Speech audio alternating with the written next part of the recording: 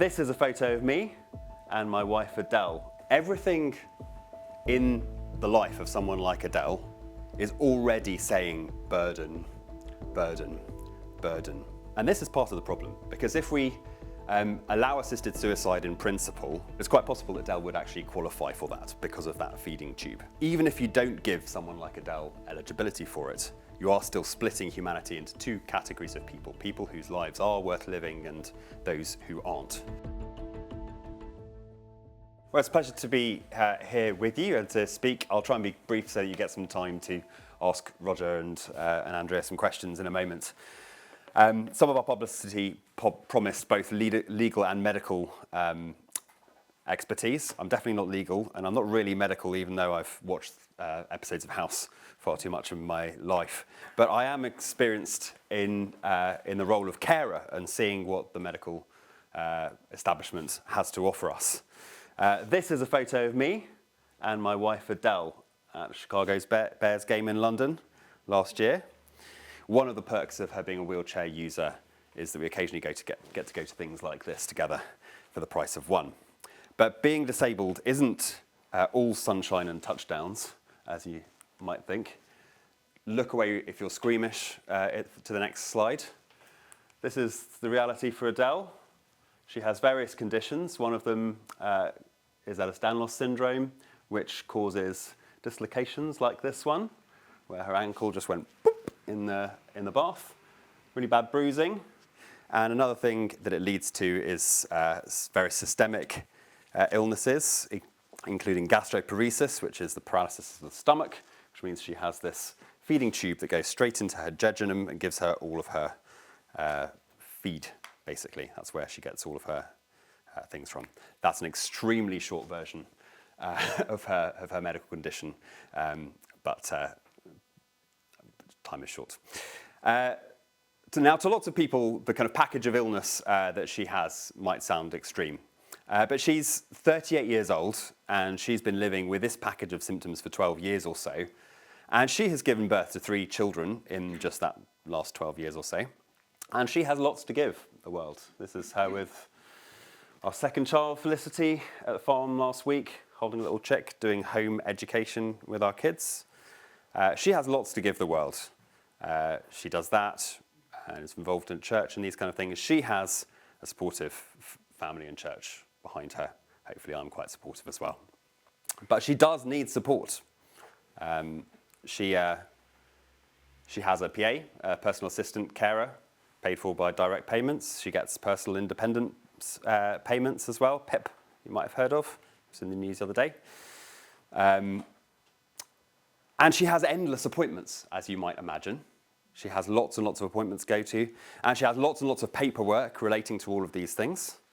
And I have to be around and helping with home education, with housework, cooking, cleaning in the evenings, which makes me much more limited socially. I can't often come to things like this in the evening. So it's not all sunshine and touchdowns, as I said. So I just wanted us to, from that perspective, show a few things that assisted suicide would mean. So 3 quick implications of assisted suicide. And the first is the message of burden, which Roger did touch on. We need to put ourselves in the shoes of people like Adele, and there are lots of people like her, who are older or younger than her with lifelong conditions. Everything in the life of someone like Adele is already saying burden, burden, burden, all the time. Now, only the most cynical people might actually think that she is a burden, and no one would really say it to her, but she still hears it, as do all these people who suffer from various disabilities. No one needs to say a word. The seed is already planted with these people. Maybe everybody else would be better off without you. What happens to these people, of which there are many, when you introduce assisted suicide?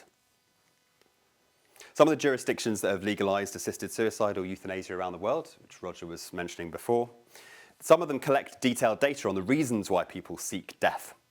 And when you do, then you typically see somewhere between 40 to 50% of these people who end their lives are motivated at least partially by the fear of being or becoming a burden to family or other caregivers. Pretty much always around 40 to 50% across the years.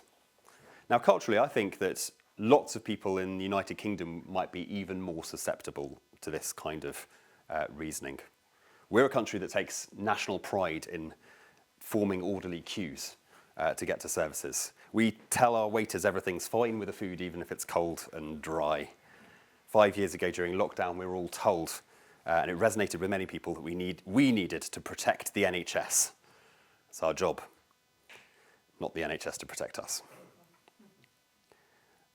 I think we'd get even higher percentages of people motivated by the fear of becoming a burden if it became a law here. And if we extrapolate figures from places like Oregon, which is supposedly assisted suicide done well, you would have thousands of people ending their lives each year, motivated at least in part by burden. Maybe 2,000 or so on that particular point, from my calculations. Is even one such death really an acceptable price to pay? Second, burden on budgets. So it should be obvious from the kind of list of things, well, I hardly even touched the list of things that Adele deals with, but it should be obvious that she costs money. Part of that is the nutritional feed that she needs to continue living that goes into her tube. Now, the wording of Kim Leadbeater's bill isn't particularly clear from how I read it, but it's quite possible that Adele would actually qualify for that because of that feeding tube. If not, she'd be very close. In Oregon, terminal illness has been defined in a way that it includes any condition that, if not treated, would lead to a patient's death, which includes diabetes, as Roger kind of alluded to. So I think even if there were codes of conduct that said feeding tubes aren't counted, then it would only be an administrative procedure, basically, to change that and open the door to someone like Adele ending their lives. And this is part of the problem, because if we allow assisted suicide in principle and say that's an okay thing, then all the details like that just become footnotes. They can just be moved around quite easily because the principle that some people's lives aren't worth living and that we should offer them help to end their lives is there. And that, if you let that assisted suicide into that system, then all of the decisions that relate to those sorts of care, all of the decisions that they make in NHS budgets and in social care budgets and these sorts of things, all of them become loaded and charged with this concept of, okay, well, there is this option here of assisted suicide, and every time that a budget is cut in some area, then it is in some way nudging people towards that as an option.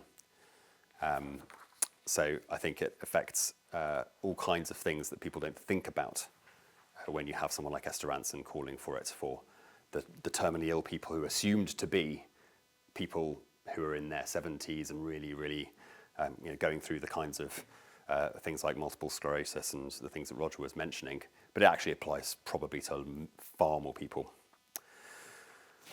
Your life's not worth living is the message that assisted suicide sends. Even if you don't give someone like Adele eligibility for it, you are still splitting humanity into two categories of people whose lives are worth living and those who aren't.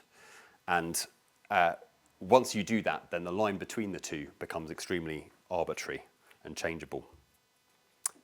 Why, according to the logic of assisted suicide, should someone like Esther Rantzen be given an out when someone who has lost all hope, is utterly lonely and in chronic pain but not about to die, is forbidden from accessing assisted death? The logic is just simply pro-suicide logic, no matter how you spin it.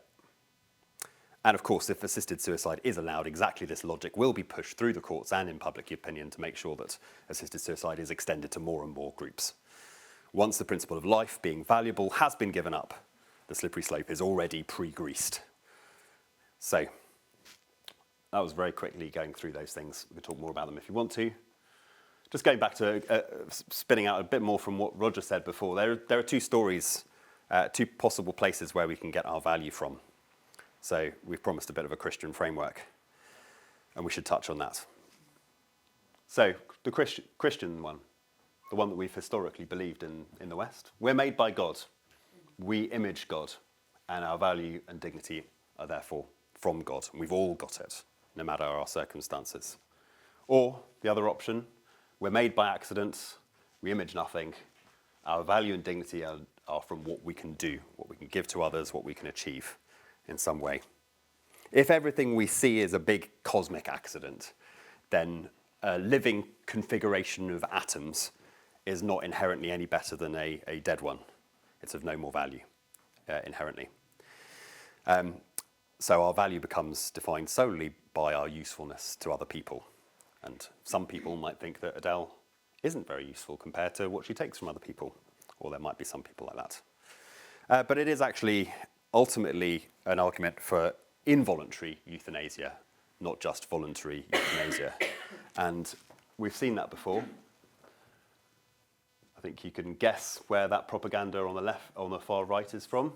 It's from the far right. There we go. The bottom one said Leben ohne Hoffnung, life without hope. Nice picture of some people who have no hope, and therefore, why should they have life? And the top one there, 60,000 Reichsmark, is what this person suffering from a hereditary defect costs the people's community during his lifetime. Fellow citizen, that is your money too. We have to think not just about what the lovely people who are trustworthy and nice liberals and nice centrist dads who are in Parliament at the moment would do. We don't have to just think about those people. We also have to think, right, what's going to happen 10 years, 20 years, 50 years down the road? Adele may well have 30, 40, 50 years left to live. She has to survive all those governments, all those bureaucrats who will be involved in all of those things over that time. The world is changing fast. Who is going to be in power? What discretionary power do we want to give them? Just finally, very quickly, a week today, I'm hoping to be in Tenerife on holiday, first overseas holiday for 10 years with our family. And we've recently discovered that one of Adele's medicines is banned in Spain. No one told us, it's just one of the things we have to work out and find out in this sort of process. And that meant that so then we have to work out what we have to do about it. No one really knows. You have to phone round embassies, find out who can authorise her taking that drug into the country. Then we have to organise a letter from the GP, which takes weeks to happen. And then we have to make an application to the Spanish authorities and pray that they process it in time that we can take the medicine across there. Oh, and then we have to also check that the holiday insurance is compatible with the possibility of her not being able to take that drug with her. That's just the kind of everyday, I mean, going on holiday isn't an everyday thing, but it's the kind of things that we have to be doing all the time. People like Adele and people who have actually seen the situation, the way that the NHS and the processes, these sorts of things work, are the ones who are typically most passionately against assisted suicide. And I think that those who support it are often very naive and short-sighted about the actual consequences of doing this. Thank you for your time.